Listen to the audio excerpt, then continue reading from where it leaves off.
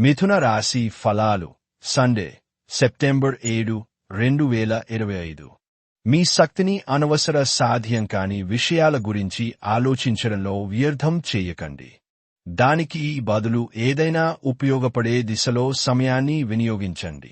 ఈరోజు మీకు ఆర్థిక ప్రయోజనాలు కలిగే సూచనలు ఉన్నవి, కానీ మీ యొక్క దూకుడు స్వభావము చేత మీరు అనుకుంతగా ప్రయోజనాలను పొందలేరు. మీరు ఎవరితో ఉంటున్నారో వారికోసం మీరెంతగా వారిని సంతోషపరచడానికి ఎంత చేసినా కూడా వారు మీ పట్ల సంతోషంగా ఉండకపోవచ్చును.